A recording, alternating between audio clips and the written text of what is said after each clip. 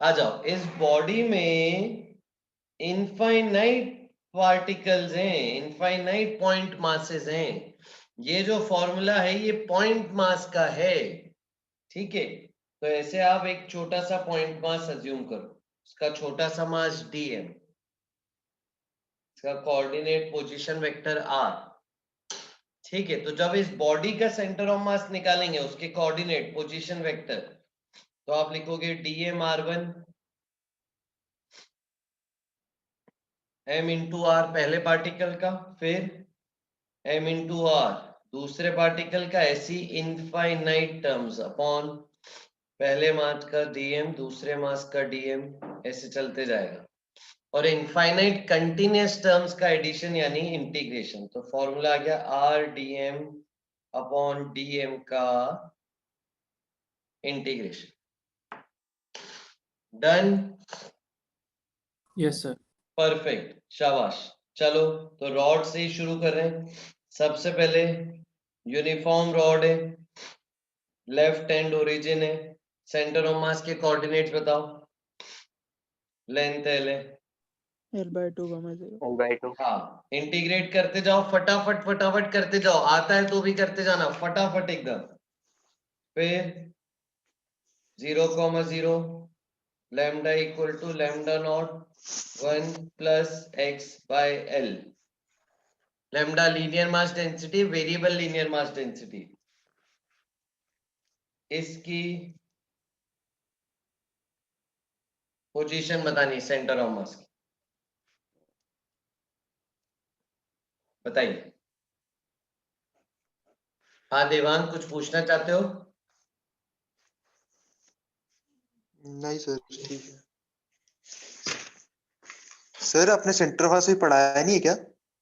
पढ़ा दिया ना, ये इंटीग्रेशन बच्चों ने ऑलरेडी करा हुआ था ना इलेक्ट्रोस्टैटिक्स में पूरा, तो मैंने नहीं सिर्फ मतलब होमवर्क। हाँ ये आप क्या मतलब होमवर्क करा रहे हो कि मतलब आज तो मूवमेंट ऑफ इनर्शिया पढ़ाने वाले थे? हाँ हाँ, ये इंटीग्रेशन मैंने सबको होमवर्क में दिया था, सबने कर लिया था। अच्छा एक बार कर ले रहे हैं क्योंकि सेम इंटीग्रेशन अच्छा, मोमेंट ऑफ इनर्शिया में आएगा, सेम एलिमेंट वगैरह। हाँ ठीक है सर। इलेक्ट्रोस्टैटिक्स में ये कराइए।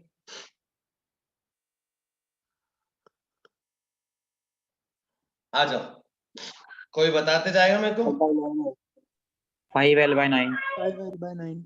Very good. तो सबसे पहले यूनिफॉर्म रॉड का कर रहा हूं। तो रॉड में हम एलिमेंट कैसे लेते हैं? एक्स पे dx एलिमेंट। इसका मास कैसे लेते हैं हम? Lambda dx। इसके कोऑर्डिनेट्स क्या हैं? Coordinates of element X, 0. x, 0। तो सेंटर ऑफ मास में r dm अपॉन dm में ये r क्या है बच्चों? Coordinate of element. Very good. तो ये r बेसिकली है कोऑर्डिनेट ऑफ एलिमेंट। तो इसको मैं ऐसे लिख दूं, x into lambda dx upon lambda dx का इंटीग्रेशन। लेमडा कांस्टेंट है क्योंकि यूनिफॉर्म रॉड है, कट गया। x dx का इंटीग्रेशन अपॉन dx का integration, x square by 2 upon x, limit 0 से l। अच्छा, पहले लिमिट लगानी चाहिए कि पहले कैंसिल करना चाहिए? पहले लिमिट। पहले लिमिट। करेक्ट। तो ये हो जाएगा l square by 2 upon l, ये हो गया l बाई 2, सिंपल इंटीग्रेशन।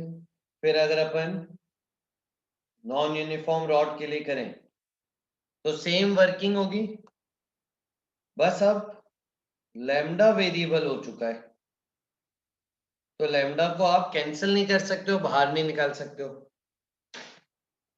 तो लैम्डा है lambda not 1 plus X by L D x.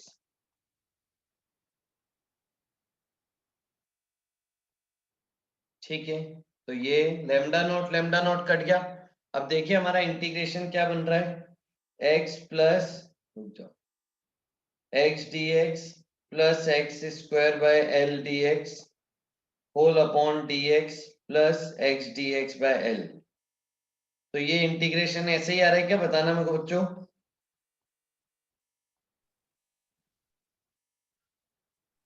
हाँ सर। है ना। अब लिमिट लगाओ 0 से L, क्या आ रहा है answer? Sir 5L 5L/9। 5L/9। हाँ यस सर। ठीक, मान लो ना मैं। हाँ सर। हाँ हाँ हाँ हाँ। परफेक्ट, चलो 5L/9 आ गया। अब देखो बच्चों, ये वेरिएबल मास डेंसिटी में एक और स्टेटमेंट है, आपको मास कैलकुलेट करना है। तो अब अगला सवाल है इसमें, लैम्डा तो आपको गिवन है, lambda naught into 1 plus X by L. Find mass of the rod in terms of lambda naught and L.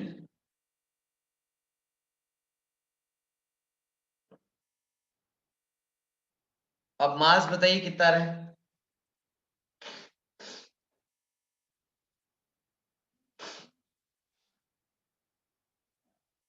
3 lambda not L by 3λ0L/2। हाँ वेरी गुड। तो बस इसमें डीएम को इंटीग्रेट करना है आपको।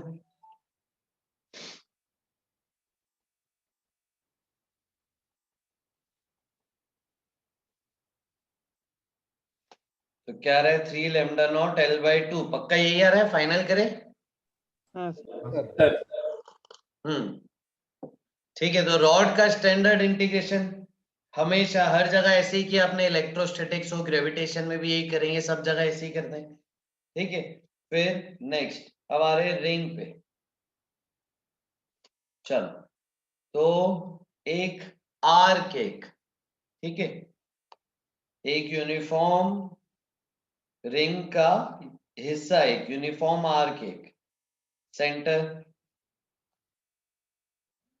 रेडियस है आर, एंगल है थीटा नॉट।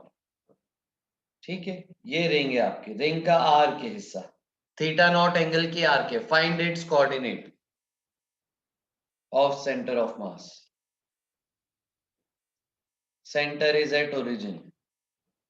तो अब दोनों कोऑर्डिनेट होंगे ना, एक्स और वाई, दोनों को इंटीग्रेट करना है।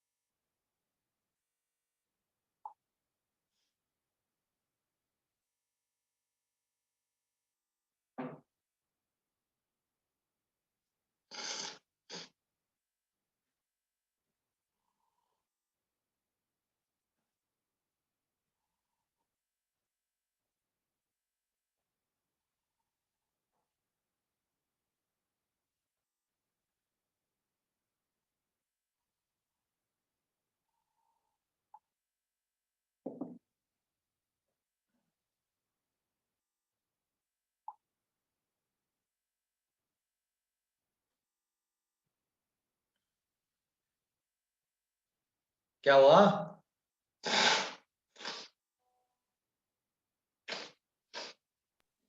Sir r sin theta naught upon theta naught I cap और r 1 minus cos theta naught upon theta naught j cap। Perfect, सही है।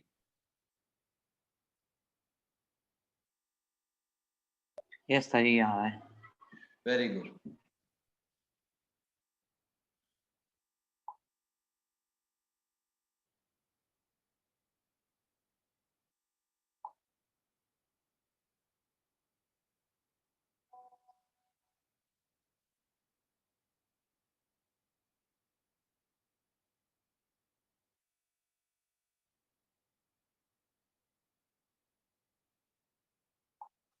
आई, चलो एलिमेंट कैसे लेते हैं भाई रिंग में?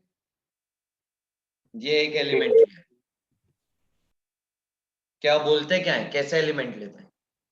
थीटा पे डी थीटा पे Perfect. D theta R D theta. Yes, sir. हाँ, थीटा पे डी थीटा, शाबाश। तो एक रिंग है, उसको बहुत सारे हिस्सों में तोड़ दिया है। एक छोटा सा हिस्सा ले रहे हैं किसी एंगल थीटा पे, उसकी थिकनेस जो एंगल बना रही है वो है डी थीटा, तो इसकी थिकनेस हो जाती है बेसिकली आर डी थीटा, और इसके कोऑर्डिनेट्स क्या एलिमेंट के? R cos theta R sin theta. Perfect, R cos theta I plus R sine theta J. Done. अब जो डीए में उसको हम लेमडा के टर्म्स में लिखेंगे, सिग्मा के टर्म्स में? लेमडा की sigma? Lambda Lambda. Very good. तो डीएम को ऐसे लिख दूं, लेमडा इंटू डी एक्स, और उसकी लेंथ है आर डी थीटा। हाँ सर, तो बस सेंटर ऑफ मास आ गया, R D M upon D M का इंटीग्रेशन। तो आर क्या है?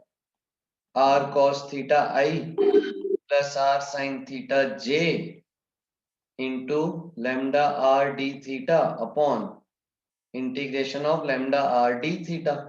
अब यूनिफॉर्म रहेंगे, लेमडा कांस्टेंट बोला है, ये कट गए सारे, तो आपको क्या मिला?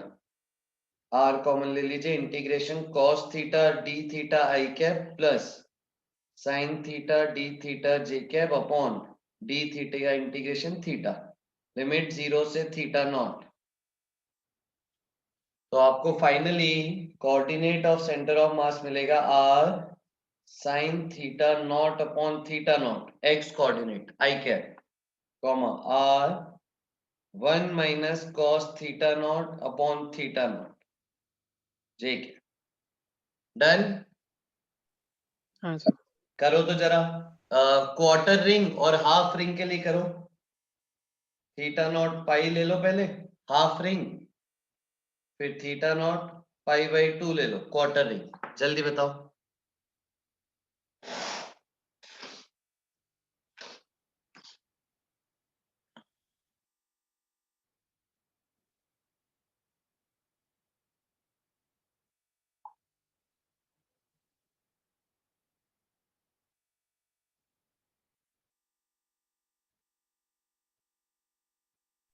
सर हाफ रिंग का 0,2 r by pi, very good. और क्वार्टर रिंग का 2 r by pi, 2 by pi. 2 r by pi comma 2 r by pi बेटा, हाँ r, है ना? और ये दोनों याद रखना बच्चों, क्वार्टर रिंग का और हाफ रिंग का याद रखना एकदम। और ओरिएंटेशन देख लो अपन ने कैसा लिया है।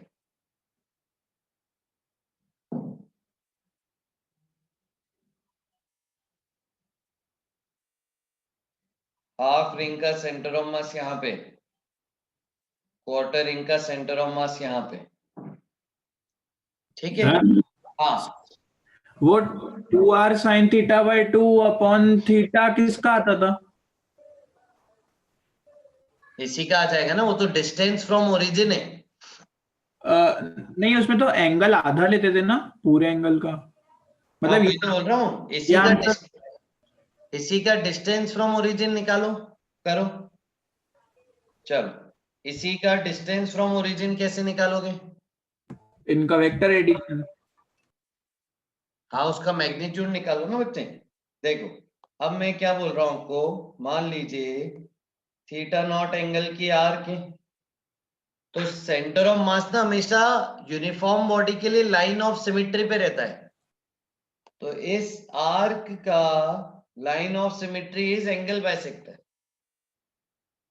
तो सेंटर ऑफ मास इस लाइन पे रहेगा, ये ठीक है। और इसके कोऑर्डिनेट है r sine theta not by theta naught, comma r 1 minus cos theta not by theta naught. इसका डिस्टेंस आप निकाल सकते हो, निकाल लो, करो अभी करो। Find its distance from the centre. आ गया 2r sin theta by 2 upon theta not.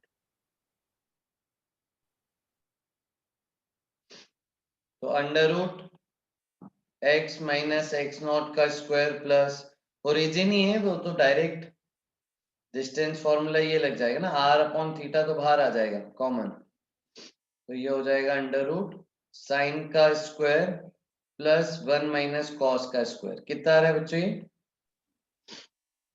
2 sin theta by 2। 2 sine theta not by 2 upon theta not ये। हाँ अब देखो इसको याद ऐसे कर सकते हो आप, r इंटू, देखो ऐसे लिख सकता हूँ theta not by 2 whole upon theta not by 2, हाँ सर। ऐसे लिख सकते। ये distance of centre of mass from centre है of the ring, of the arc of the ring. चले आगे। हाँ सर। डन। फिर नेक्स्ट आ जाओ डिस्क पे। किसी को कुछ डाउट है पूछते जाना, मैं काफी तेज चल रहा हूँ क्योंकि मैं मान के चल रहा हूँ ये सारे इंटीग्रेशन इलेक्ट्रोस्टैटिक्स में किए हैं आपने। अगर आपको लगे कि रुकना चाहिए सर धीरे समझा दो तो बोल देना। हाँ भाई देवांग गोयल तुमको आ रहे हैं?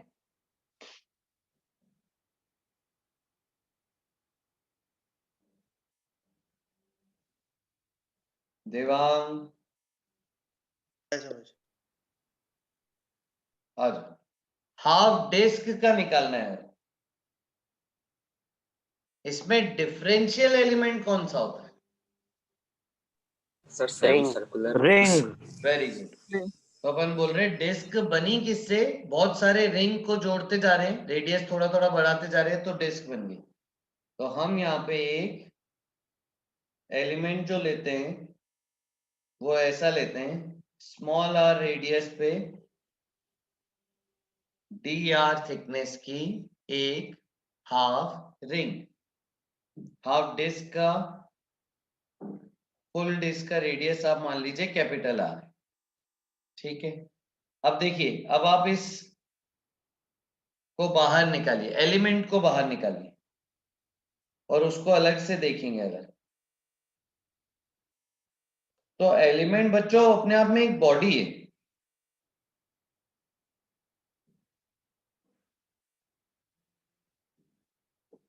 तो एलिमेंट बॉडी है जब, तो अब ऐसे केस में जो ये फॉर्मूला है अपना,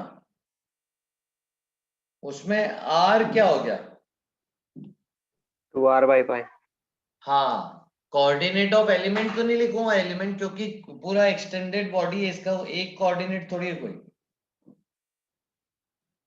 तो ये आर क्या हो गया? Coordinate of centre of mass of element. यानी अब अगर ये हाफ रिंग है तो इसका सेंटर ऑफ मास है 2r by pi पे, तो coordinate of centre of mass of element हो गया है 0,2r by pi। समझे कहीं अच्छे से? हाँ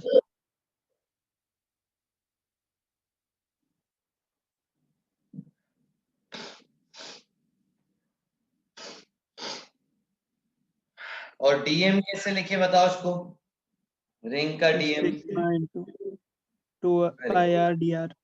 सिग्मा इंटू एरिया। नहीं 2 पाई आर नहीं बेटा, हाफ रिंग है। हाँ pi r। Pi R D r. Sigma into pi small r D r. Perfect. Area को लिख रहे हैं length into thickness.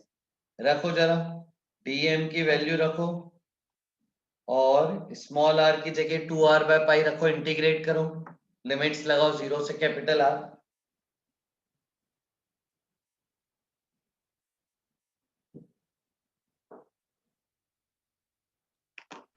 Four R by 3 pi. Correct.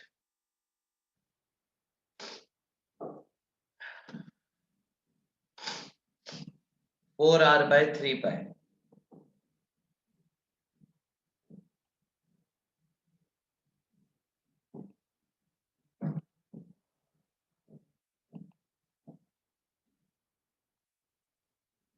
Uniform disc है तो सिग्मा पाई कट जाएंगे, तो ऊपर आपको मिल रहा है integration of R square D R, बाहर है 2 by pi whole upon R D R. Limits लगा दीजिए 0 से कैपिटल आर। तो फाइनल आंसर आपको मिलेगा 4 capital R by 3 pi centre of mass का कोऑर्डिनेट।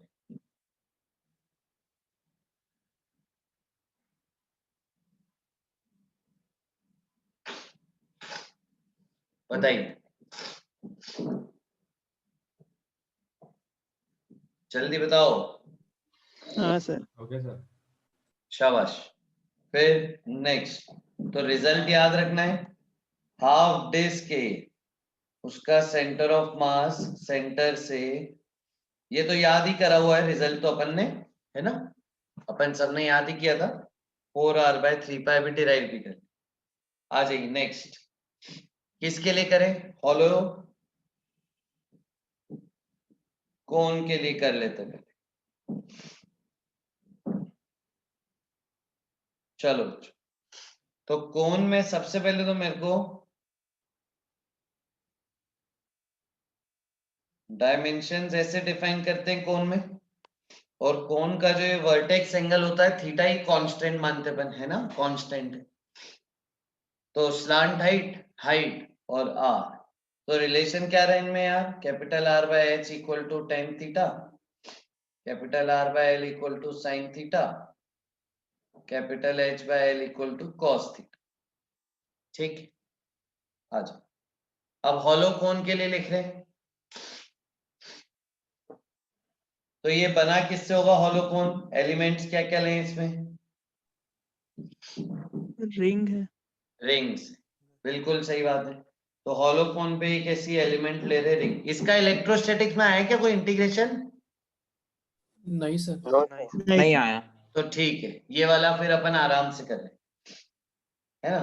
तो हॉलो कोन बना किससे? रिंग से, बहुत सारी, और हर रिंग का रेडियस कम होता जा रहा है। यहाँ पे ये हो गई आपकी एक रिंग, ठीक है। रिंग का रेडियस क्या मान लूं बच्चों, बताओ? स्मॉल आर मान लेता हूं, और ये मान लूं क्या y कोऑर्डिनेट रिंग का? वर्टेक्स को ओरिजिन मान लेता हूं। सॉरी।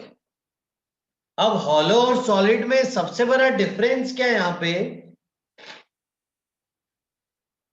तो रिंग से बना है, डिस्क से बना। बहुत बढ़िया, ये तो बहुत अच्छा डिफरेंस है कि हॉलो रिंग से बना है, एलिमेंट रिंग है हॉलो में, सॉलिड में डिस्क।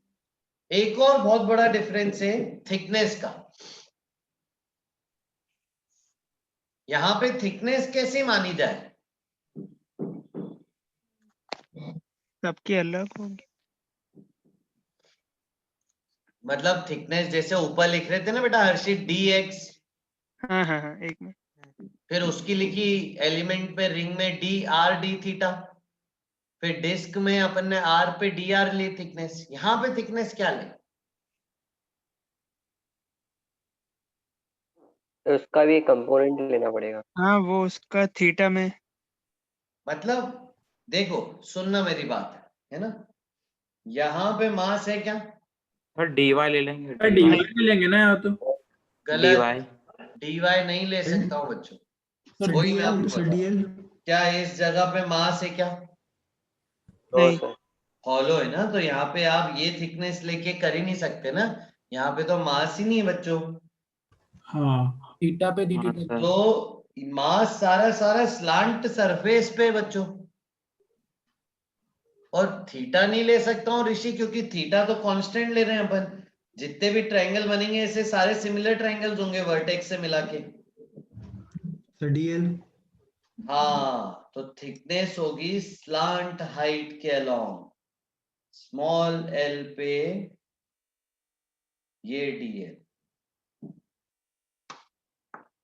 ये अंतर है। अब अगर सॉलिड होता तो सॉलिड में तो मेरे को स्लांट हाइट पे क्यों जाना है, यहीं पे सारा मास है, हाँ स्लांट डीवाई। हाइट पे तो नेग्लिजिबल। तो सॉलिड में मैं ये वाली थिकनेस लेता dy। देखो आप ऐसे पकड़ो, ये होती सॉलिड की थिकनेस, इसमें यहाँ पे मास होता, और ये है हॉलो की थिकनेस। हॉलो में अलोंग द स्लांट लेंगे थिकनेस। हाँ सर। तो अब बताओ इसका dm कैसे लिखूं मैं, जरा बताओ।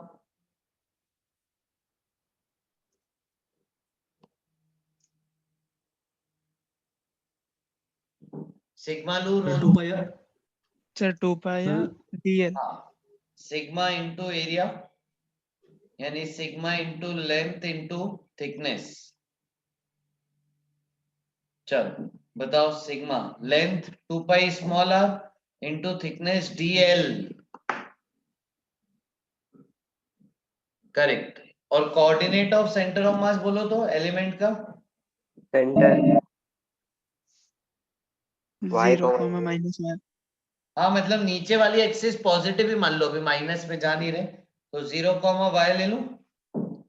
हाँ करेक्ट। अब देखो अब सारा इंटीग्रेशन ना आप कैपिटल एच के टर्म में लाना चाहते हो क्योंकि फॉर्मूला अपन कैपिटल एच के टर्म में याद करते हैं। तो ये स्मॉल आर को किस में रिप्लेस कर देना आप y के टर्म में, और dl को किसके टर्म में रिप्लेस करना y के टर्म में। करो जरा रिप्लेस, इंटीग्रेट करो, find coordinate of centre of mass.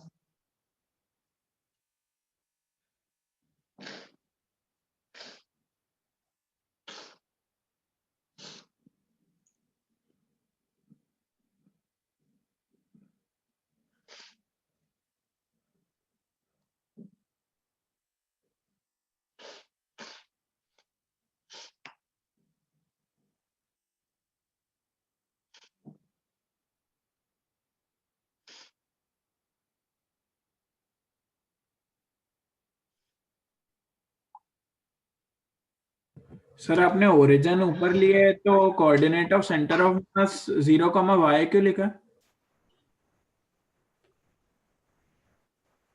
Minus बोलना चाह रहे हो? हाँ हाँ माइनस ले सकते थे, वो अपने को माइनस का कोई काम नहीं, तो नीचे एक्सिस पॉजिटिव मान ली ठीक है ना, अपने को बस डिस्टेंसेस निकालने इसीलिए।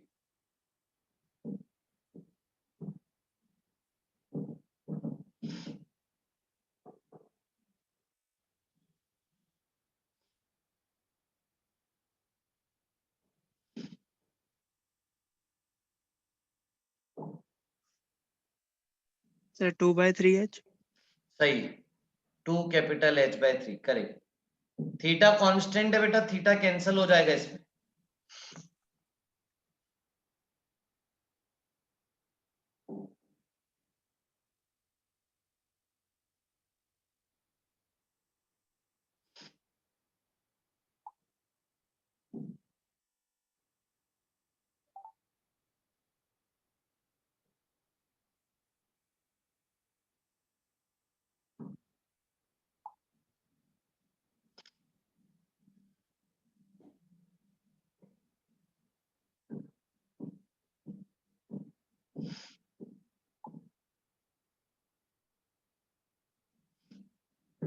आ जा, आ गया देवांग? सर बस आ रहा है। दिव्यांश, भानु, भाव्यांश, चुप नहीं बैठना है बेटा, नहीं आता है तो पूछते जाना है। चलो कैसे करेंगे अपन? सेंटर ऑफ मास का coordinate small r dm upon dm का इंटीग्रेशन। स्मॉल r की जगह रख रहा हूं मैं y, dm की जगह sigma 2 pi r dl upon sigma 2 pi r dl। अब यहाँ पे सिग्मा 2 पाई कैंसिल हो गए तो आपको मिला y small r dl upon small r dl।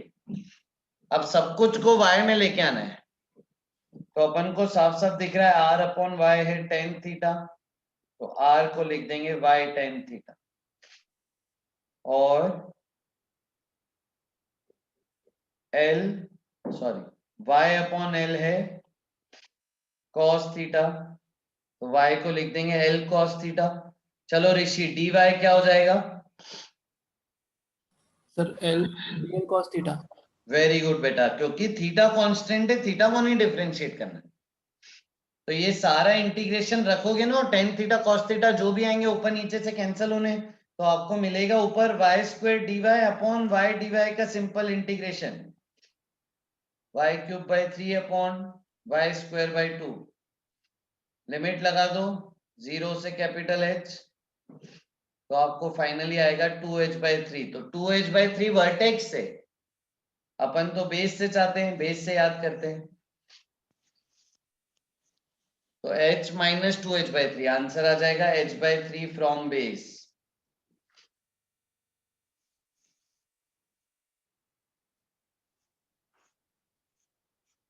हो गया डिराइव सबसे। हाँ सर।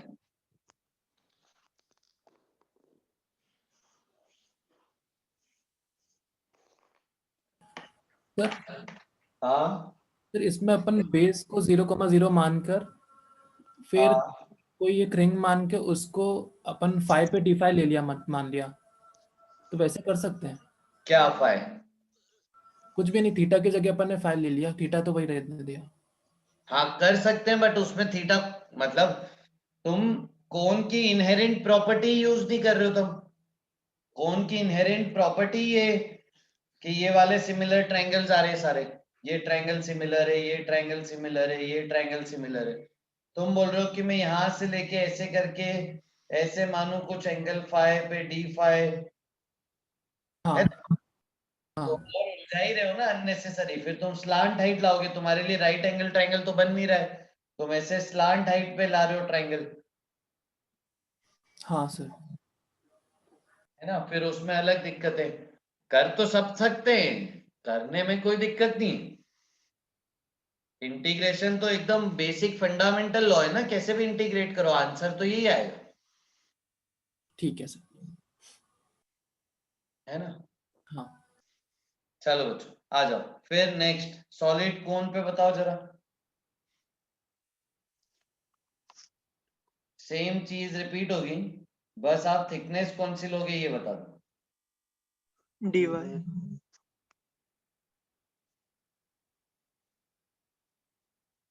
थिकनेस कौन सी लोगे? dy y पे dy। हाँ, dy ये थिकनेस होगी dy। और मास कैसे लिखूं? ये सॉलिड है तो इसमें रो के टर्म्स में लिखेंगे, रो इनटू वॉल्यूम। वॉल्यूम होगा एरिया इनटू थिकनेस। बोलो तो जरा कैसे लिखूं? मास dm।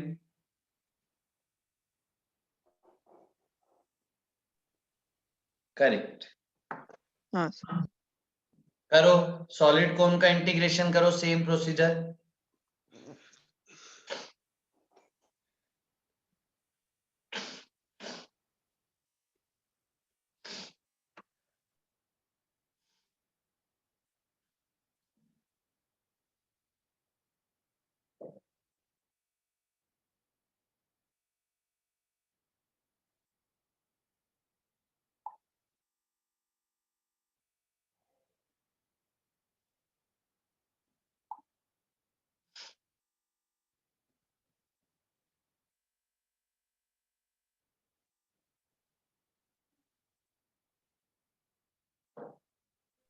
सर 3h/4 सही, 3h/4 तो बेस से h/4 हो गया।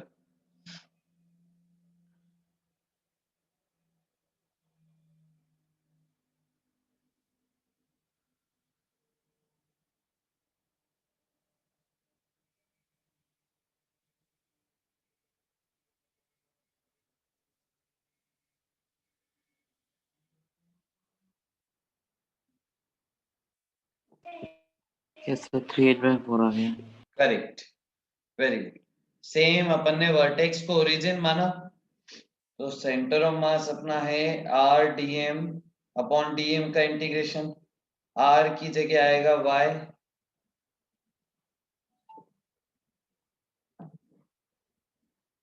रो कांस्टेंट है, यूनिफॉर्म है, पाई भी हट गया, तो बेसिकली आपको मिला y/r² dy upon r² dy। और r को y के टर्म में लिखोगे, ठीक है, तो वो tan थीटा वाली टर्म तो कट जाएगी, आपको फाइनली ये मिलेगा y³ dy upon y² dy का इंटीग्रेशन। लिमिट्स लगाओगे आपको मिलेगा 3h/4 from vertex. Finally answer है h/4 from base.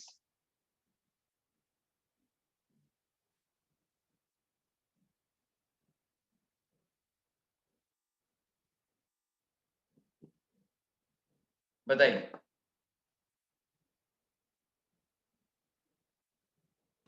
Yes sir.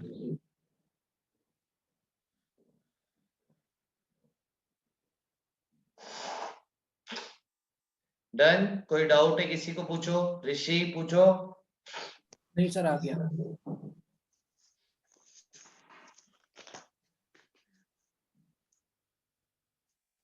Devang, Divyansh आ रहा सर है? आगे आ गया। हाँ सर आ गया। हाँ सर। चलो भाई, अब नेक्स्ट सेम फंडा हॉलो कौन सॉलिड कौन का है, थिकनेस रिलेटेड। हॉलो कौन, sorry hollow sphere, solid sphere. तो हॉलो हेमिस्फीयर है मान लो, तो ये बनेगा रिंग से, तो यहाँ पे थिकनेस कैसी लो? डी थीटा पे। सर हाँ ये, हाँ ये थिकनेस होगी, ये वाली लेंथ, ये जो बन रही ना ऐसे, ये लेंथ, ये थिकनेस होगी along the surface, along the slant surface, curved surface thickness. अब सॉलिड स्फीयर अगर आप सॉल्व करो मान के कि डिस्क से बना है, तो यहाँ थिकनेस क्या लेते? dy। हाँ, ये थिकनेस होती है यहाँ पे, ये इसमें स्लांट के अलोंग नहीं है, वाई एक्सिस के अलोंग। समझ गए ना? थिकनेस का फंडा इंपॉर्टेंट है बहुत ही हॉलो सॉलिड में। यस अब आ जाओ, लेकिन सॉलिड स्फीयर डिस्क मान के नहीं करेंगे, सॉलिड स्फीयर में ना हॉलो स्फीयर मान के जल्दी हो जाता है, ठीक है। लेकिन फिर भी अगर सॉलिड स्फीयर में कहीं आपको डिस्क माननी पड़ जाए, तो आप फिर थिकनेस ये वाली लोगे। हॉलो कोन में ये थिकनेस होती है अलोंग द सरफेस, और सॉलिड कोन में ये थिकनेस होती है। चलो, तो उससे पहले सॉलिड हेमिस्फीयर का कर रहे हैं डिराइव, सॉरी हॉलो हेमिस्फीयर का कर रहे हैं डिराइव पहले। हॉलो हेमिस्फीयर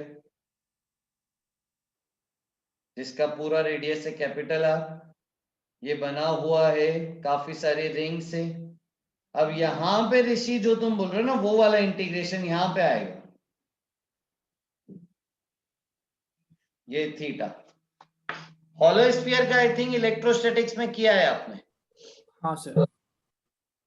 हाँ, आपको पता है ना गॉस लॉ वाली जो थ्योरम है, वो इससे भी कर सकते हैं कि प्रूव करो हॉलो स्फीयर के अंदर फील्ड जीरो है। हाँ सर। कैसे प्रूव करोगे हॉलो स्फीयर के अंदर फील्ड जीरो है? सर वो तो शैडो एरिया से भी हो जाएगा ना, किससे? एक मिनट, आपने क्या बोला क्वेश्चन? गॉस लॉ रहता है ना, मतलब बेसिकली हॉलो स्फीयर है चार्ज्ड प्लस क्यू,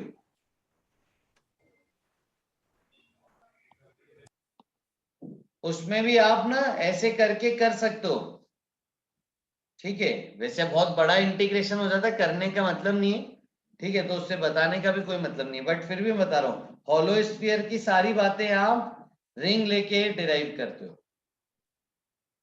तो ये थीटा पे डी थीटा आपने लिया, डी थीटा क्यों लिया? क्योंकि थिकनेस क्या हो गई, कैपिटल आर डी थीटा, और रिंग के सेंटर के कोऑर्डिनेट्स क्या आ गए बताओ?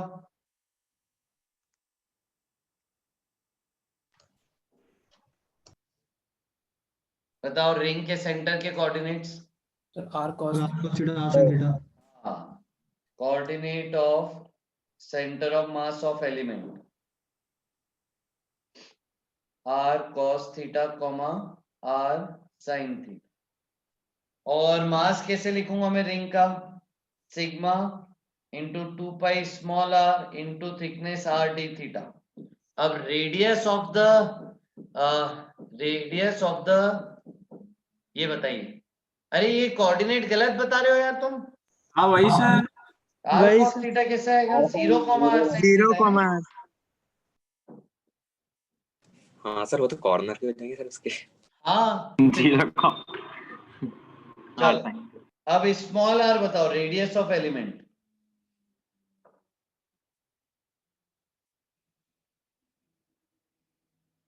ये जो R cos theta. R minus R cos theta. Correct, तो आर कॉस थीटा की वैल्यू इसमें आएगी, है ना? करो integrate, R D M upon D M का इंटीग्रेशन, जिसमें आर की जगह ये आएगा, और डी एम तो आपको मिल गया है, और स्मॉल आर की जगह आर कॉस थीटा रखना है। करिए, थीटा की लिमिट बनाओ ऋषि। सर 0 से लेके पाए। गलत। सर 90 डिग्री, 0 से 90 90। डिग्री, हाँ 0 से 90। हाँ सर। हाँ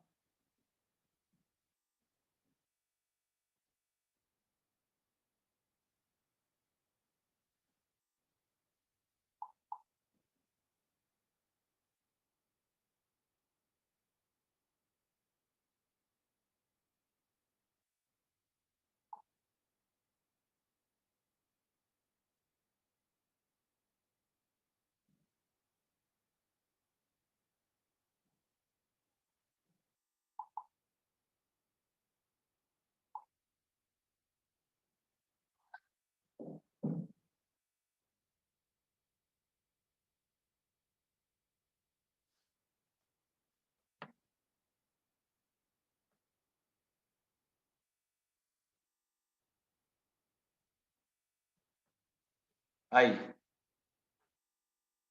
तो ये हो जाएगा r sin theta into sigma 2 pi r cos theta into r d theta upon sigma 2 pi r cos theta into r d theta. तो सिग्मा 2 पाई r कट गए और एक और r कट गया, तो फाइनली इंटीग्रेशन देखो ये बन रहा है क्या, sine cos upon cos theta. Yes sir. इसको सॉल्व करना, आंसर आ जाएगा r/2।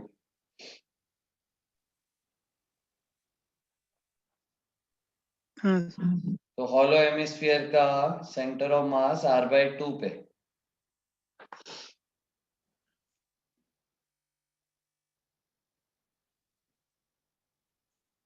चलो आगे।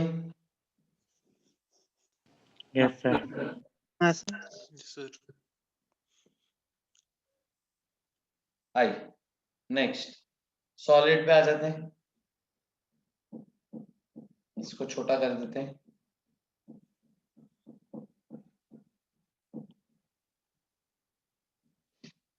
अब सॉलिड हेमिस्फीयर किससे बना है यार भाई? होलो हेमिस्फीयर से। करेक्ट, हॉलो हेमिस्फीयर से। तो सॉलिड हेमिस्फीयर हम मान रहे हैं कि बहुत सारे हॉलो हेमिस्फीयर से बना है, ठीक है। अब ये हॉलो हेमिस्फीयर को एक बार बाहर निकालो जरा। चलो, इसका रेडियस मान रहे हैं स्मॉल r, इसकी थिकनेस मान रहे हैं dr। इसका मास कैसे लिखोगे? Sir 2 pi r 2 pi r r square D dr। R into जो भी होता है रो। वेरी गुड, ठीक है। पूरे का 4 पाई r स्क्वायर होता है, आधा है तो 2 पाई r स्क्वायर, और इंटू थिकनेस, ये वॉल्यूम हो गया, वॉल्यूम इंटू रो, ये dm हो गया। और coordinate of centre of mass of element r/2। r/2। हाँ अभी निकाला ना, हॉलोस्फीयर का r/2 पे होता है, तो r/2। जल्दी करो तो जरा इसको इंटीग्रेट।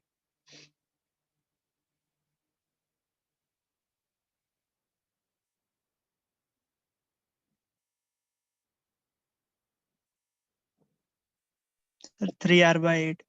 करेक्ट, सॉल्व करके आ जाएगा 3 capital r/8। Yes sir 3r/8। Solid hemisphere का सेंटर ऑफ मास।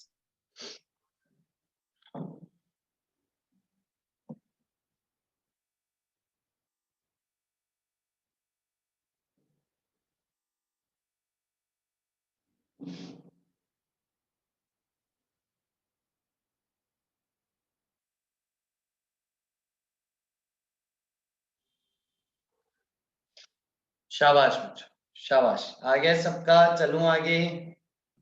हाँ हाँ sir. Sir. Yes sir. Yes हाँ, सर। सोचा था मैंने जल्दी हो जाएगा, 20-25 मिनट में 40 मिनट लग गए। चलो, अब नेक्स्ट स्टार्ट कर रहे हैं मोमेंट ऑफ इनर्शिया। क्या है भाई मोमेंट ऑफ इनर्शिया, समझाइए।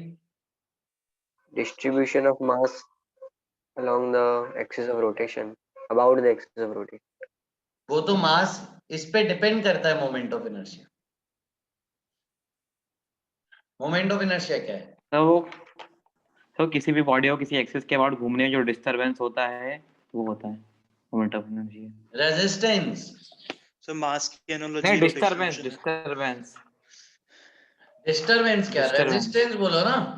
सर मास की एनालॉजी रोटेशनल मोशन में क्या है मास, क्या है मास की एनालॉजी, क्या नहीं किसकी है बताओ? इनर्शिया मतलब वो एक मूवमेंट को इनर्शिया मतलब कितनी जोर से घुमाना पड़ेगा किसी बॉडी को अगर जितना ज्यादा मूवमेंट इनर्शिया ऑफ की इनर्शिया होगा। एनालॉजी ऐसे बोलो। हाँ इनर्शिया की एनालॉजी मास इनर्शिया ही तो होता है। हाँ, तो ट्रांसलेशनल मोशन में इनर्शिया क्या होता था भाई, जल्दी डिफाइन करो। जो चीज जैसी रखी है वैसी रहेगी। हाँ, मतलब रेजिस्टेंस, हर बॉडी की प्रॉपर्टी होती है चेंज इन मोशन को रेजिस्ट करना, वो इनर्शिया। अगर आप रेस्ट से चालू करोगे तो आपको फोर्स लगाना पड़ेगा, इनर्शिया है। चलती हुई गाड़ी को रोकोगे तो फोर्स लगाना पड़ेगा क्योंकि बॉडी रुकना नहीं चाहती, ठीक है। और इनर्शिया को क्वांटिफाई किससे करते हो, मास। मास कम मास का इनर्शिया कम है, उसको चलाना कंपैरेटिवली आसान है, और भारी मास का इनर्शिया भारी है, ज्यादा है, तो उसको चलाने में ज्यादा एफर्ट लगेंगे। अगर दोनों को आप सेम वेलोसिटी से स्टार्ट करना चाहते हैं या सेम एक्सीलरेशन से स्टार्ट करना चाहते हैं तो कैपिटल एम मास पे आपको ज्यादा एफर्ट लगेगा। वैसे ही मोमेंट ऑफ इनर्शिया क्या हो गया, रोटेशनल मोशन का इनर्शिया। रोटेशनल मोशन का इनर्शिया मतलब property of body, To remain हाँ सर घूम रहा है तो रोटेशन घूमेगा, रोटेगा वो। रुका है तो हाँ, तो to provide resistance to resist change in rotational motion. Rotational motion में चेंज आएगा, यानी अगर एक बॉडी रेस्ट पे उसको घुमाओगे तो जो रेजिस्टेंस बॉडी देगी वो moment of inertia. Moment of inertia से क्वांटिफाई कर रहे हैं उसको, ठीक है। या घूमती हुई बॉडी को रोकना है तो मोमेंट ऑफ इनर्शिया से मतलब वो रेजिस्टेंस है, बेसिकली क्वांटिफाई रेजिस्टेंस को मोमेंट ऑफ इनर्शिया से कर रहे हैं। जैसे दो बॉडीज हैं, दोनों का मोमेंट ऑफ इनर्शिया लगे, एक का आई है मान लो, एक का 5 आई है, तो रेस्ट से सेम स्पीड पे स्टार्ट करने में किस में ज्यादा एफर्ट लगेगा, 5 आई। 5 वाले में। हाँ 5 आई वाले। और दोनों मान लो सेम स्पीड से घूम रहे हैं तो सेम स्पीड से 0 ले जाने में किस में ज्यादा एफर्ट लगेगा, 5 वाले में। हाँ 5 आई। तो सही बोला, वो तो अपन ने काफी कर ही लिया। जहां जहां पे ट्रांसलेशनल मोशन में मास आता है वहां वहां पे रोटेशनल मोशन पे मोमेंट ऑफ इनर्शिया आता है। तो मास की एनालॉजी, जहां जहां पे मास से ट्रांसलेशनल के फॉर्मूले में, वहां वहां पे मोमेंट ऑफ इनर्शिया है रोटेशनल के फॉर्मूले। आगे चलते हैं, चलो। तो रोलिंग अलोंग द इंक्लाइन अपन ने तो खेल लिया है पूरा। रोलिंग अलोंग द इंक्लाइन में मान लो एक रेस कराई जाए, ठीक है, एक हॉलो सिलेंडर की रेस कराई जाए। हॉलो सिलेंडर मतलब रिंग का ही मोमेंट ऑफ इनर्शिया होता है उसका, और एक सॉलिड सिलेंडर, दोनों की रेस कराई जाए। दोनों को आपको बोला है सफिशिएंट फ्रिक्शन है, सेम मास है दोनों का, सेम रेडियस है, ठीक है, दोनों को रेस्ट से रिलीज किया है। कौन पहले आएगा, सेम पोजीशन से रिलीज किया, नीचे बॉटम ऑफ द इंक्लाइन पे कौन पहले, सॉलिड से सॉलिड सही, यस सॉलिड इज। अच्छा, मैं अगर फ्रिक्शन को हटा दूं तो सर सेम तब भी सॉलिड। सेम हाँ, वो तो तब तो सेम आई आएगी। तो सॉलिड वाला स्लिप करने लगेगा। mgh लगेगा ना फिर। अरे स्मूथ है,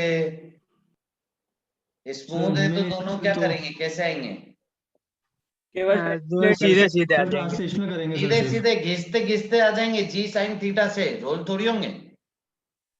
हाँ, तो दोनों का एक्सीलरेशन होगा जी साइन थीटा, दोनों के लिए सेम डिस्टेंस सेम एक्सीलरेशन साथ में आ जाएंगे।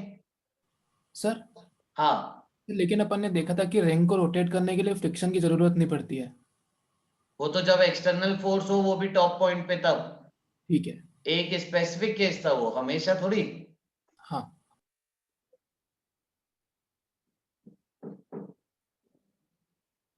बाकी सब में तो जरूरत लगेगी रेग में भी फ्रिक्शन की बेटा ऋषि। हाँ सर।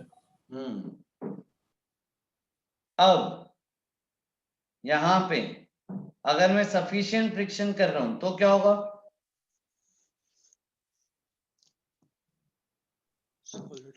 तो सॉलिड जल्दी सॉलिड पहले आएगा। पहले आ जाएगा। सॉलिड पहले प्योर जाएगा। रोलिंग होगी। प्योर रोलिंग में ये g sine theta upon 1 plus I upon m are square formula लगेगा। जिसका आई ज्यादा उसका एक्सीलरेशन कम, वो धीरे आएगा। तो रिंग का आई सबसे ज्यादा है सारी गोल बॉडीज में, तो रिंग का एक्सीलरेशन सबसे कम होगा, रिंग सबसे पीछे आएगी, धीरे आएगी।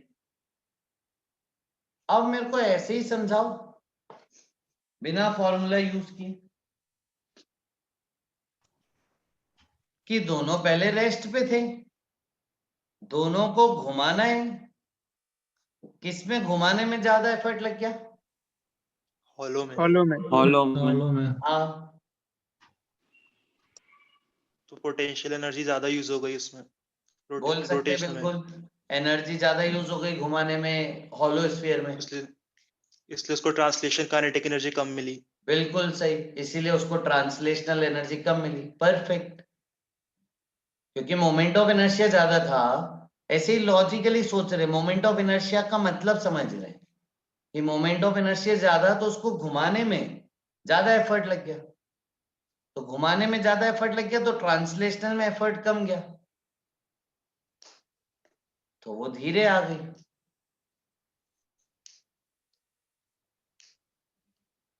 समझे? हाँ सर। परफेक्ट, आ जाओ। चले भाई, आओ आगे चल रहे हैं। नेक्स्ट, अब moment of inertia of point mass होता है एम आर स्क्वायर।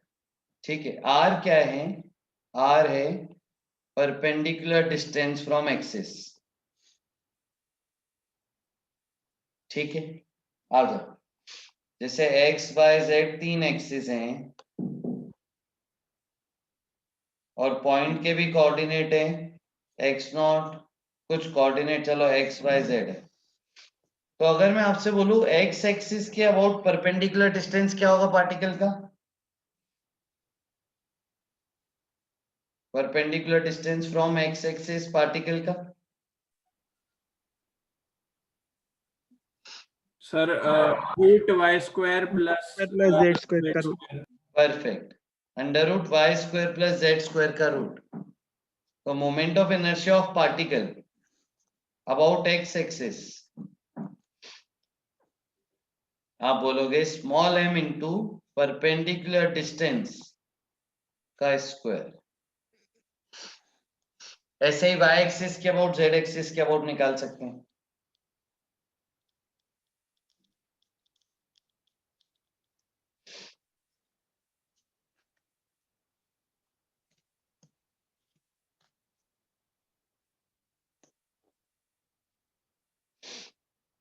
ठीक है, चलो आगे। हाँ सर। ठीक, अब देखो, जैसे मेरा आपसे एक सवाल है।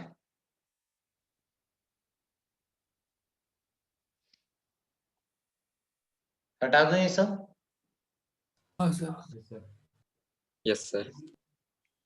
चलो, अब जैसे मेरा आपसे एक सवाल है, देखो सवाल क्या है। एक्स एक्सिस कोई पार्टिकल है जिसके तीनों कोऑर्डिनेट है, पार्टिकल पे कुछ फोर्स लग रहा है, ठीक है, और ये फोर्स आई जे के तीनों में लग रहा है ना, मतलब उसका वेक्टर तीनों, उसके कंपोनेंट तीनों एक्सिस में। और पार्टिकल को ऐसे कन्फाइन कर दिया है कि वो एक्स एक्सिस के अबाउट ही घूमे, कंस्ट्रेंड कर दिया पार्टिकल को to rotate about X axis. ठीक है, तो सबसे पहले मैं कोई एक बात बताओ, टॉर्क कैसे निकालोगे? सर परपेंडिकुलर डिस्टेंस भी पता है अपने को, और फोर्स जे और के वाला, एक मिनट, आर J और आई वाला भी। Sir R cross F. Very good Sandeep, R cross F, क्योंकि सारे वेक्टर दिए हैं आपको आई जे के में, तो आर क्रॉस एफ यूज करना पड़ेगा। आर कहां से लोगे बेटा? सर एक्स एक्सिस से। लेकिन एक्स एक्सिस से पोजीशन नहीं लिख सकते ना बेटा, पोजीशन तो एक पॉइंट से ही लिख सकते हैं। Sir perpendicular perpendicular from x axis. हाँ sir, x equals to x से। किसका किसका किससे परपेंडिकुलर ले रहे हो? सर एक्स एक्सिस से। सर एक्स ये कॉमा एफ ऐसे टेढ़ा है, तो एफ से परपेंडिकुलर कैसे ले रहे हो? मेरे को याद नहीं है 3D का फॉर्मूला कि एक लाइन और दूसरी लाइन के बीच में क्या होता है, 3D लगाना पड़ेगा पूरा।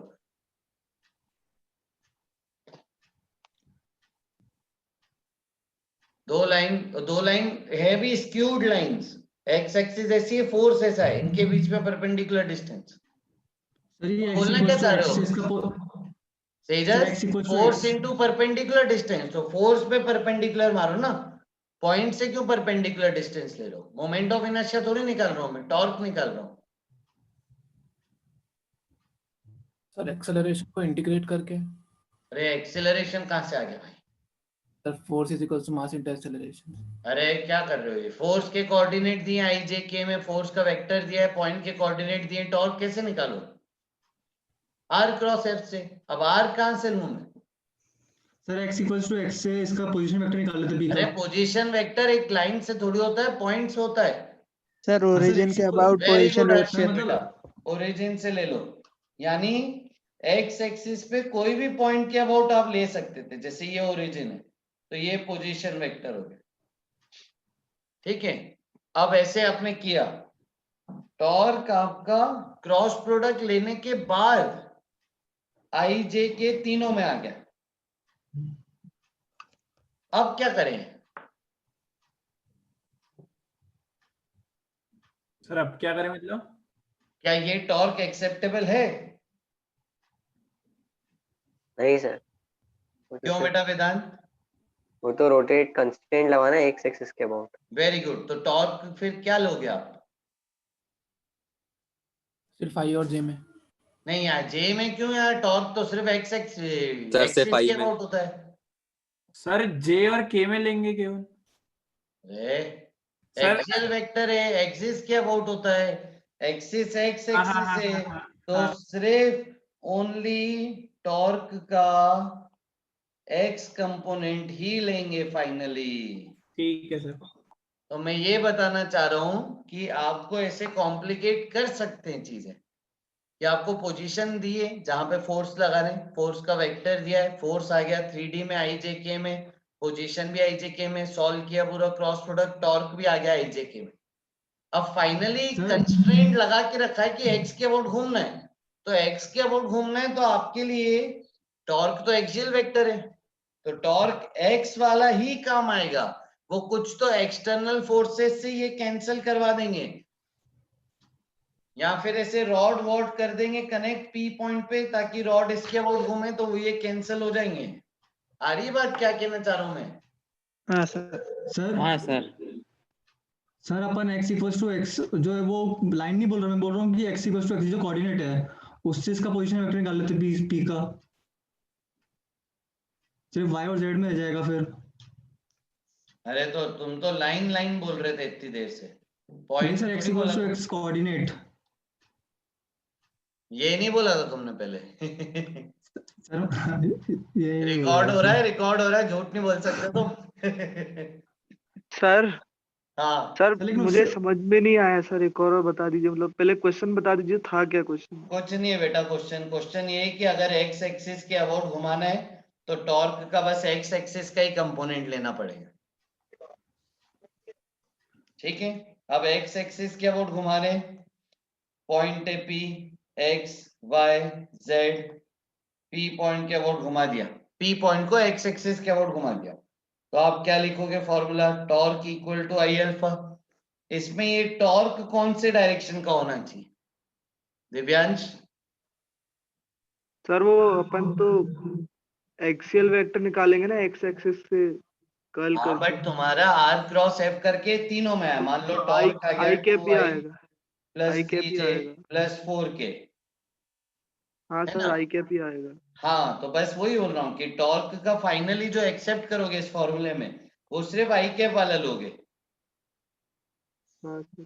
तो टॉर्क का कंपोनेंट अलोंग द एक्सिस हमारे काम की चीज है ऐसे सवालों में। सर हाँ विदात, इसमें आई कैप तो मतलब वो तो parallel to the axis of rotation ही हो गया, हाँ वही तो चाहिए। तो उसके बाद कैसे घूमेगा? अरे सारे एक्सियल वेक्टर्स एक्सिस के अलोंग ही तो होते हैं। मान लो एक पार्टिकल ऐसे घूम रहा है तो इस पे टॉर्क कैसे लग रहा है ओरिजिन के अबाउट? आई कैप और जे कैप में लग रहा होगा। अरे गलत, प्लस के कैप। प्लस के अच्छा कैप। वो, अच्छा उसमें बताना रहता है। अच्छा हाँ हाँ, आ गया मैं प्लेनर सोच रहा था। नहीं अरे एक्सियल, अरे प्लेनर कैसे भाई, पहले भी बताया मैंने, ओमेगा अल्फा ये सब क्या होते हैं, टॉर्क एंगुलर मोमेंटम सब एक्सियल वेक्टर है, प्लेन में है ही नहीं, सब प्लेन के बाहर है सर्कल के। आ गया। ठीक है, तो टॉर्क का कंपोनेंट अलोंग द एक्सिस काम का है हमारे, ये कहना चाह रहा हूं। आया दिव्यांग समझ में? हाँ सर। ठीक, अब क्या करेंगे आप, मोमेंट ऑफ इनर्शिया जब लोगे इसका 3D में तो बस आप ये लोगे y square plus z square का square into alpha torque about या torque along x axis. Sir वो तो लेकिन असल में नेट एक्सटर्नल टॉर्क होगा ना, मतलब बाकी जगह तो बैलेंस ही हो जाएगा इसलिए नहीं लिख रहे ना। तो वो बाकी जगह कंस्ट्रेंट के थ्रू उसको हटा दिया ना। अब कंस्ट्रेंट क्या पता हाँ तुमको, रॉड के थ्रू कंस्ट्रेंट किया है तो वो इंटरनल फोर्सेस निकालोगे क्या रॉड के? हाँ सर आ गया समझ में। हाँ वो कंस्ट्रेंट कर दिया ना उसको। हाँ अगर सर आ तुमको गया। कोई पूछे कि कंस्ट्रेंट का टॉर्क कितना होना चाहिए तो तुम बता सकते हो कि जेड और के को खत्म करने के लिए कंस्ट्रेंट का टॉर्क लग गया। हाँ हाँ सर। हाँ ठीक है, चलो अब आगे चल रहे हैं। नेक्स्ट वापिस आ रहे हैं मोमेंट ऑफ इनर्शिया पे। तो मोमेंट ऑफ इनर्शिया अपन ने देखा। अब ये स्केलर है कि वेक्टर है भाई मोमेंट ऑफ इनर्शिया? स्केलर। है टेंसर ही, ठीक है, क्योंकि अलग अलग एक्सिस पे अलग अलग वैल्यू होती है। लेकिन अगर एक्सिस फिक्स कर दें, अगर एक्सिस फिक्स कर दें तो ये स्केलर हो जाएगी। जैसे अगर मैं एक एक्सिस को फिक्स कर दूं, इस एक्सिस के अबाउट m1 को घुमाना है, m2 को घुमाना है, तो अगर एक्सिस फिक्स है तो सिस्टम का मोमेंट ऑफ इनर्शिया बोलो, डायरेक्ट सिंपल स्केलर एडिशन। ठीक है, तो लिख देना if axis is fixed we can consider moment of inertia is scalar, simple addition करना है। सर हाँ मैं मोमेंट ऑफ इनर्शिया को अगर इनर्शिया के एनालॉगस बोलूंगा तब सही है, लेकिन मास के एनालॉगस बोलूंगा तो गलत है ना? सही है ना? क्यों? मोमेंट ऑफ मास जैसा कुछ नहीं होता क्या? तुम्हारे ट्रांसलेशनल मोशन का इनर्शिया तुम्हारे मास से ही तो डिसाइड हो रहा है। जितना ज्यादा तुम्हारा मास उतना ज्यादा इनर्शिया, ये स्टेटमेंट है तो सही नाइन्थ क्लास में। मतलब मैं मास के एनालॉगस तो आर क्रॉस एम को बोलूंगा ना? नहीं, आर क्रॉस एम क्यों बोला मैंने? मोमेंट ऑफ मास को बोलूंगा ना? नहीं, हाफ mv स्क्वायर होती है translational kinetic energy, half I omega square होती है रोटेशनल काइनेटिक एनर्जी। मास की जगह आ जाता है आई, वी की जगह आ जाता है ओमेगा। ऐसे एनालॉगस बोल रहा है वो। सर मोमेंट ऑफ मास का फॉर्मूला क्या होता है? क्या होता है moment of mass? Centre of मास।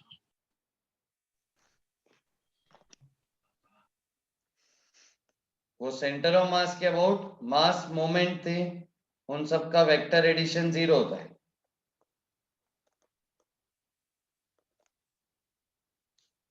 क्या कहना चाह रहे हो, क्या करूं मैं? आगे बढ़े, सब बात कर लेना फोन पे अलग से, अभी इतनी थ्योरेटिकल कोई बात की इतनी इंपॉर्टेंस नहीं है अभी यहाँ पे। वो मेरे से बात कर लेना अलग से फोन पे, ठीक है? ओके चलो आगे चल रहे हैं। तो moment of inertia scalar quantity m1 r1 square plus m2 r2 square, ठीक है। अब आ जाते हैं moment of inertia of body पे। तो बॉडी में कितने लोग भाई? इनफाइनाइट। इनफाइनाइट। तो कितने लोगों का मोमेंट ऑफ इनर्शिया? इनफाइनाइट लोगों का। तो इनफाइनाइट लोगों का एडिशन, तो इसलिए इंटीग्रेशन। चल सबसे सिंपल रॉड का इंटीग्रेशन करो तो जरा इसके अबाउट। यूनिफॉर्म रॉड है, m मास l लेंथ की, परपेंडिकुलर बाइसेक्टर के अबाउट निकालना है।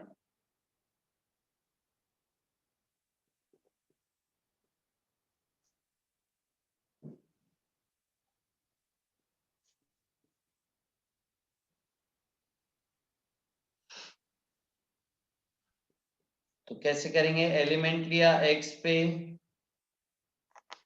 dx, मास लिखेंगे इसका लैम्डा dx, और ये छोटे से एलिमेंट का मोमेंट ऑफ इनर्शिया क्या है? Sir dmx square. Very good. उसका मास और उसका परपेंडिकुलर डिस्टेंस एक्सिस से x है, तो dmx स्क्वायर। तो इसको मैं छोटा लिख दूं, di equal to dmx square, तो इंटीग्रेट कर दूं ml square by 12। Very good. तो lambda dx into x square का इंटीग्रेशन कर दिया, आंसर आएगा लैम्डा एल क्यूब बाय 3, नहीं लैम्डा एक्स क्यूब बाय 3। अब x की लिमिट बताओ बच्चों। 0 से से L L by by 2 2 और 2 times कर दो। माइनस L by 2 से L by 2।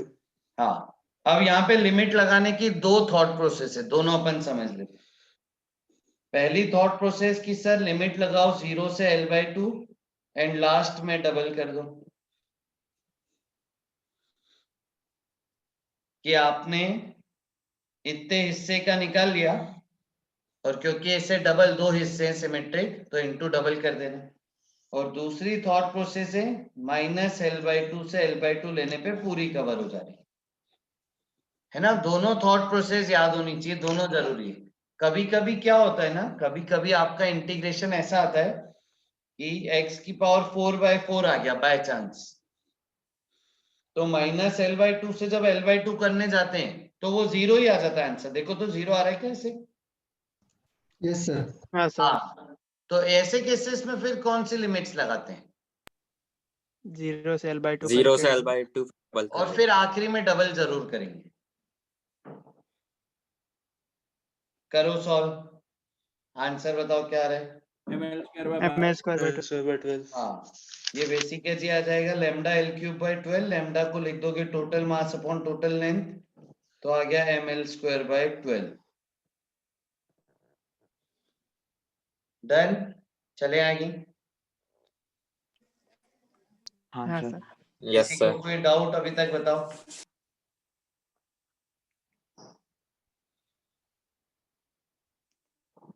परफेक्ट, आओ आगे चलो नेक्स्ट। ठीक है, अब देखो, अब ये होमवर्क क्वेश्चंस हैं आपके लिए। ठीक है, रॉड के अलग अलग ओरिएंटेशन है। ये रॉड इस एक्सिस के अबाउट मोमेंट ऑफ इनर्शिया, ये रॉड इस एक्सिस के about moment of inertia, angle है थीटा पे, थीटा एंगल कांस्टेंट है। ये रॉड इस एंगल, इस एक्सिस के about moment of inertia, theta angle constant है। ये रॉड इस एक्सिस के about moment of inertia, axis से दूरी है d, है ना। क्वेश्चन 1 2 3 4, फिर दो रॉड का सिस्टम है, ऐसे दो रॉड रखी, फिर y इक्वल टू एक्स के अबाउट मोमेंट ऑफ इनर्शिया बताना है सिस्टम, है ना। ये 5 सवाल होमवर्क।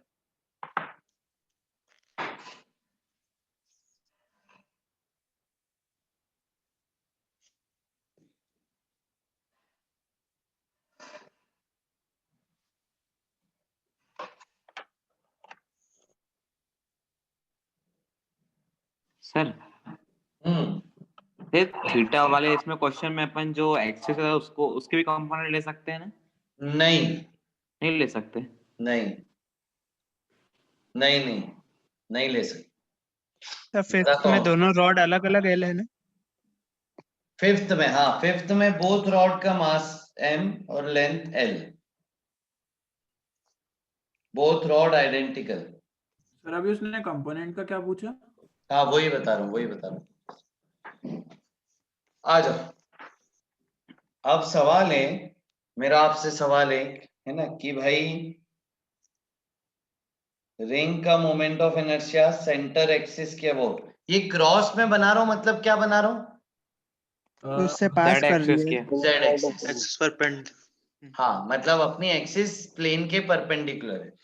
तो रिंग का moment of inertia mr², same mass की डिस्क ले लूं, सेम रेडियस की, तो इसी एक्सिस, सेम एक्सिस के अबाउट है mr²/2। ठीक है, ये भाई क्यों हो रही है यार अलग अलग, सेम मास सेम रेडियस पे अलग अलग क्यों है मोमेंट ऑफ इनर्शिया? मास का डिस्ट्रीब्यूशन अलग है। मास। हाँ मतलब मोमेंट ऑफ इनर्शिया मास पे डिपेंड करती है क्या? हाँ करेगी ना, उसके हाँ। फॉर्मूले में मास है तो मास पे डिपेंडेंसी है ही। ठीक है, साइज पे डिपेंडेंसी है क्या? साइज मतलब रेडियस लेंथ, है ना। साइज पे भी डिपेंडेंसी है मोमेंट ऑफ इनर्शिया की, और मास पे भी डिपेंडेंसी। लेकिन एक और बहुत इंपॉर्टेंट फैक्टर यार, भयंकर ओरिएंटेशन।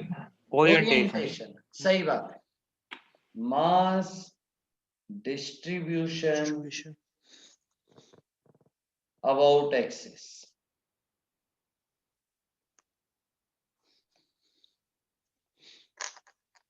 कि एक्सिस से कितना मास कितनी दूरी पे रखा है, वो बहुत इंपॉर्टेंट है मोमेंट ऑफ इनर्शिया। कितना मास कितनी दूरी पे रखा है। रिंग में मोमेंट ऑफ इनर्शिया ज्यादा है, क्यों?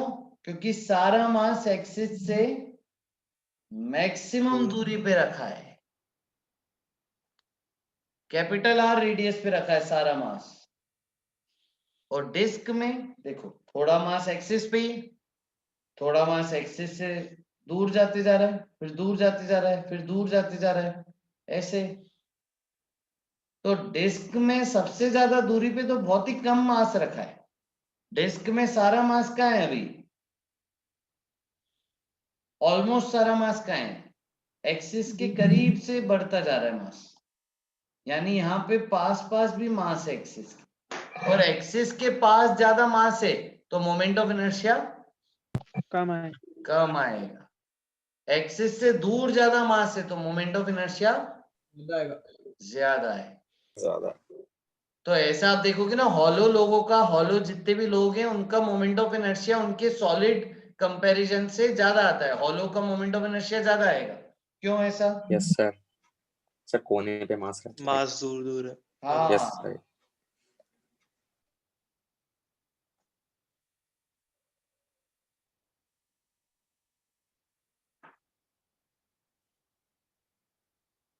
तो हॉलो लोगों का मोमेंट ऑफ इनर्शिया ज्यादा आएगा क्योंकि मास दूर दूर है। अपनी ही लोगों की बात करो, मान लो अपन शक्तिमान बन जाए तो इसे सेंट्रल एक्सिस के अबाउट घूमेंगे, तो अगर ऐसे हाथ फैला दो तो मोमेंट ऑफ इनर्शिया बढ़ जाएगा। बढ़ जाएगा। ज्यादा हो लो जाएगा। तो मोमेंट ऑफ इनर्शिया कम हो कम हो जाएगा। जाएगा। कम हो जाएगा। करेक्ट।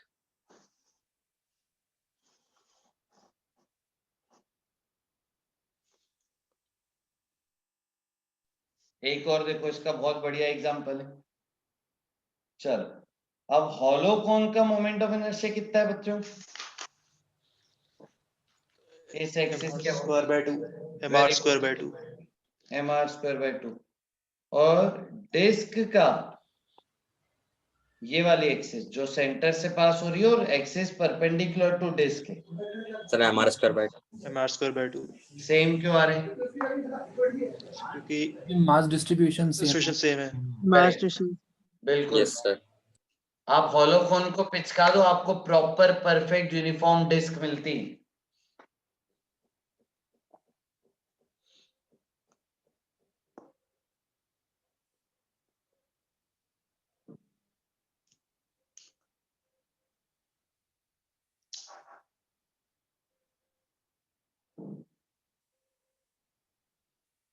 सर हम्म, इसका मतलब ऐसा बोल सकते हैं जैसे कोई भी होलो फिगर है तो उसका प्रोजेक्शन ले लें, मतलब उसको पूरा पिचका दें और फिर जो फिगर बन रहा है उसका मोमेंट ऑफ इनर्शिया भी उसका ही होगा जो होलो वाले फिगर का था। नहीं, मास डिस्ट्रीब्यूशन में निर्भर करेगा पूर्वांश।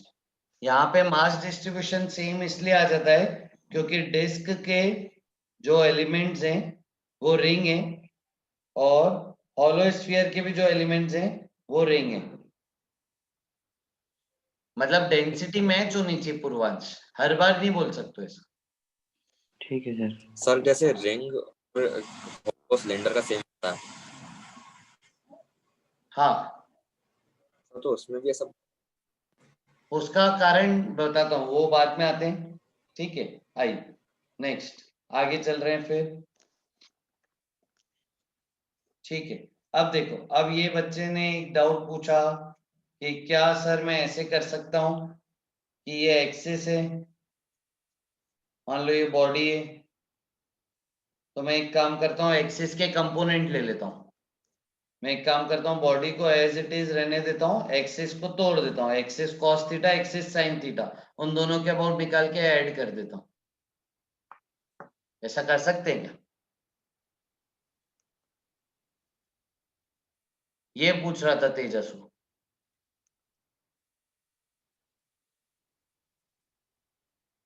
कौन पूछ रहा था ऐसा?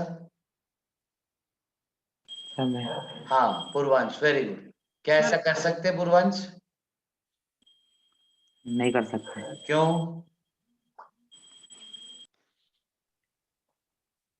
सर अपन ने तो एक्सिस ऑफ रोटेशन ही बदल दी। हाँ, तो एक्सिस ऑफ रोटेशन बदलने से चेंज ही हो जाएगा जो आना था।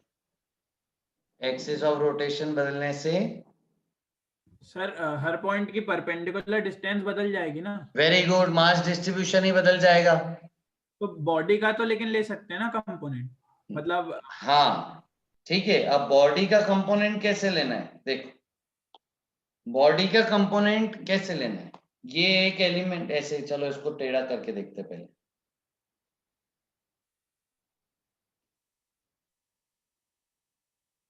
एक्सिस सीधी हो गई क्या? हो गई। हाँ ठीक। अब देखो बॉडी का कंपोनेंट कैसे लेना है। बॉडी का एग्जैक्ट कंपोनेंट नहीं बोलना चाहिए अपन, लेंथ का। लेंथ का। हाँ वेरी गुड संदीप, लेंथ का कंपोनेंट ले सकते। देखो ये एलिमेंट लिया तुमने, ये लेंथ, इस लेंथ के ये कंपोनेंट ले सकते हो तुम, क्योंकि तुमको परपेंडिकुलर डिस्टेंस लेना है। अब तुम बोल रहे हो कि मैं बॉडी को ही तोड़ दूं, ऐसा कि बॉडी एक मान लेता हूं सर मैं कि आधी बॉडी ऐसी कॉस थीटा कंपोनेंट की और साइन थीटा कंपोनेंट की बॉडी ऐसी है, ऐसा बोल रहे हो? हाँ सर। हाँ मान सकते, लेंथ के कंपोनेंट लिए, लेकिन फिर भी एडवाइजेबल नहीं है क्योंकि बच्चे करते टाइम हो सकता है मास डिस्ट्रीब्यूशन का ध्यान ना रखें। ठीक है, तो मास डिस्ट्रीब्यूशन का ध्यान नहीं रखेंगे तो हो सकता है गड़बड़ हो जाए। फंडा मास डिस्ट्रीब्यूशन का है कि जो जो मास के एलिमेंट्स हैं उनका एक्सिस से दूरी बदलनी नहीं चाहिए। अगर एक्सिस से दूरी बदल गई मास मतलब किसकी, मासेस की, तो फिर गड़बड़ हो जाएगी फिर। तो इसलिए ज्यादा अच्छा है एलिमेंट लो, उसको इंटीग्रेट करो। हाँ लेकिन कंपोनेंट बॉडी की लेंथ का लिया जा सकता है सर अगर मास डिस्ट्रीब्यूशन सेम रखा हो तो। हाँ बोलो ऋषि। इसमें सीधे ml²/3 फॉर्मूला लगा सकते हैं। ml²/3 sin स्क्वायर थीटा लगा सकते ना। बॉडी की लेंथ है l, अगर ये एंगल थीटा है तो ये कंपोनेंट आ गया l sin थीटा।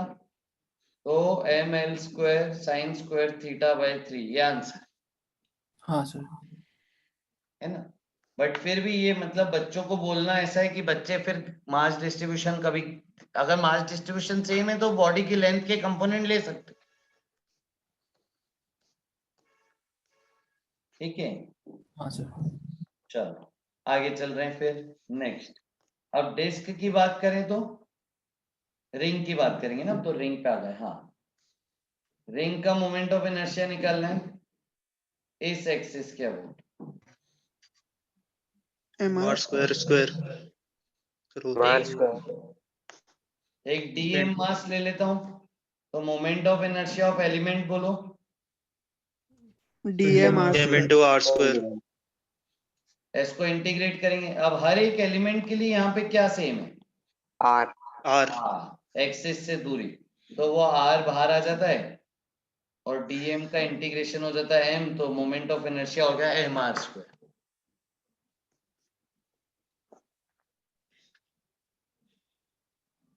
ठीक है, तो रिंग का मोमेंट ऑफ इनर्शिया का फॉर्मूला क्या है, मास इनटू रेडियस का square about axis passing through center perpendicular to plane of ring।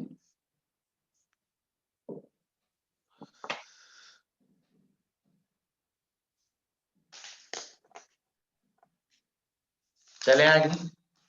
हाँ सर। अच्छा, अब मेरा आपसे एक सवाल है, ये मैं रिंग को काट दूं, बस इतना से एलिमेंट है, तो मोमेंट ऑफ इनर्शिया क्या है? सर अभी मास क्या उतने मास इनटू r सेम ही square। r square.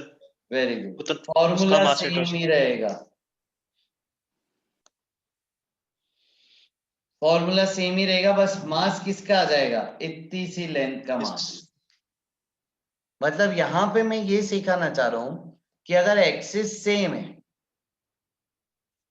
बॉडी का जो फॉर्मूला है और सिमेट्रिक कटिंग की गई है, तो जो एलिमेंट है बॉडी का कोई भी एक एलिमेंट एक्सिस से सिमेट्रिक, तो उस एलिमेंट का उसी एक्सिस के अबाउट सेम फॉर्मूला चलता है। जैसे मान लीजिए एक डिस्क है, डिस्क का इसके अबाउट क्या चलता है formula, M are square by 2। अब मान लो एक पिज्जा स्लाइस काट ली डिस्क की, एक सेक्टर है डिस्क का, इस एक्सिस के अबाउट क्या फॉर्मूला चलेगा, इसका मास इनटू r स्क्वायर। मास R/2 ही चलेगा, बस उसका मास आ जाएगा। फॉर्मूला सेम चलेगा, बस मास आ जाएगा उतने एलिमेंट का। ठीक है, अब यहाँ पे मास वास में बहुत बहुत उलझा सकते हैं एनी टाइम। मास दे दिया मान लो 100 m, रेडियस दे दिया 50 m r, तो ये बेसिकली हो गया 100 m into 2500 r square by 2, ऐसा आ गया। कोफिशिएंट तो कुछ भी आ सकता है एम स्क्वायर का, वो मास और रेडियस पे डिपेंड करेगा। अपन को फॉर्मूला है M are square by 2, mass into radius का स्क्वायर बाय 2।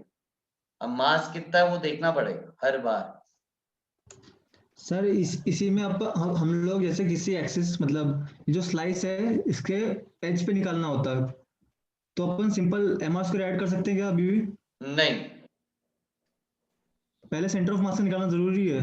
हाँ ठीक है सर, यूनिफॉर्म होने पे भी फर्क नहीं पड़ेगा। क्या बोला आखिरी लाइन?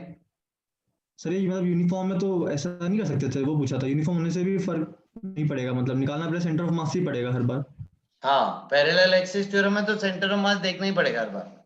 ये अपन ने क्या बोला कि किसी बॉडी को तोड़ दिया, हिस्सा बना दिया बॉडी का, सिमेट्रिक तोड़ा है, एक्सिस से मास डिस्ट्रीब्यूशन नहीं बदला है, उस सेक्टर का भी मास डिस्ट्रीब्यूशन वैसा ही है जैसा पहले था।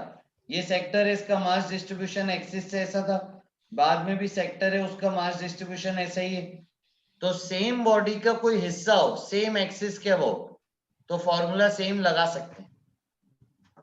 नहीं सर, वो जो मैंने वो वैसा 1 2 3 4 में एक क्वेश्चन था, तो उसमें पहले सेंटर ऑफ मास से नहीं निकाला, उसने सीधा ही निकाल दिया था, ऐड कर दिया था, तो मुझे यूनिफॉर्म होने से होता होगा। नहीं, आंसर वो आया है तुम्हारा, उन्होंने ऐसा थोड़ी, तुमको पता है कि उनका सॉल्यूशन क्या है। आंसर वो आए, अच्छा वो हो हाँ सकता है सर पैरेलल एक्सिस थ्योरम से आंसर वही आ जाए। उन्होंने ऐसा किया मतलब हाँ क्या, वो किया तो उन्होंने भी ऐसे ही सेंटर ऑफ मास से आंसर वो आ गया सेम, वन इन अच्छा अ सर केस हो गया, हर बार थोड़ी होगा ऐसा। चल आगे चल रहे हैं नेक्स्ट। अब अगर रिंग रिंग जोड़ते जाऊं तो, जैसे ये एक रिंग जोड़ी, ये एक रिंग है, इस एक्सिस के अबाउट, एक्सिस ना परपेंडिकुलर है रिंग से, इसी एक्सिस के अबाउट ऐसे से रिंग जोड़ते जाओ, तो मोमेंट ऑफ इनर्शिया का फॉर्मूला क्या आएगा, सेम एक्सिस के about M are square square add कर देंगे। ऐड मास मास को ऐड कर देंगे सारे। शाबाश, फॉर्मूला वही है, मास इनटू रेडियस का स्क्वायर, बस मास की जगह क्या आएगा, सबका मास। उसी तरीके से एक हॉलो सिलेंडर है, अगर इस एक्सिस के अबाउट, मोमेंट ऑफ इनर्शिया बोलो, mr square l। mr square. mr। अच्छा Yes. ठीक है। मास किसका, पूरे हॉलो सिलेंडर। सिलेंडर का। हाँ, तो यहां से क्या सीखे अपन कि अगर सेम एक्सिस के about same geometry same orientation से ऐड करते जाओ, तो फाइनल बॉडी जो बनी उसका फॉर्मूला वही आता है जो उस एलिमेंट का था, बस मास पूरे का लेंगे।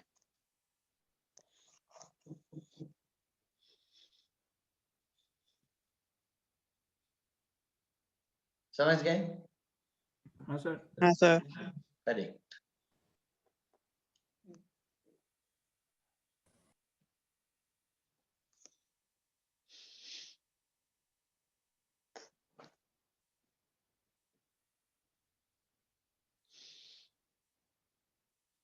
चलो फिर आ जाओ, डिस्क का मोमेंट ऑफ इनर्शिया कैसे लेंगे? रिंग मान सर रिंग मान के मान लो। हाँ, एक रिंग मानेंगे आर पे डी आर थिकनेस की,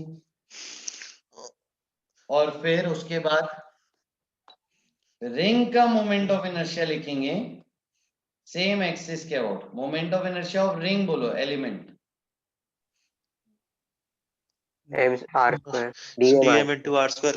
2 पाई हाँ, तो एलिमेंट का फॉर्मूला चलेगा, ये लिखा है मैंने moment of inertia of element, ठीक है, उसको इंटीग्रेट करूंगा, फिर लिखूंगा sigma 2 pi R D R into R square, इसको इंटीग्रेट करूंगा, टोटल मास होगा sigma upon pi R square, limit 0 से r, सॉल्व करके आंसर आएगा mr स्क्वायर बाय 2।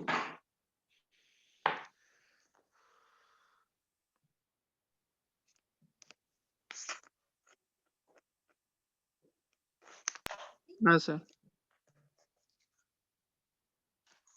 ठीक है, हाँ सर पर अब आपके लिए होमवर्क है एन्युलर डिस्क। एन्युलर डिस्क समझते हो? थिकनेस वाली डिस्क नहीं, अंदर से होलो। अंदर से हॉलो, ये एक्सिस है, अब एन्युलर डिस्क का मास है m, यानी ये जो मास है ये मास m दिया है ना, फुल डिस्क का मास m नहीं दिया है, जो एन्युलर डिस्क है उसका मास है m, ये रेडियस है r1 इनर रेडियस, ये रेडियस r2, आपका मास जो है वो इस सेगमेंट में अंदर से हॉलो है, इसका मोमेंट ऑफ इनर्शिया आपको बताना है, और आखिरी में सिग्मा को आपको एलिमिनेट करना है in terms of capital M and R1 and R2।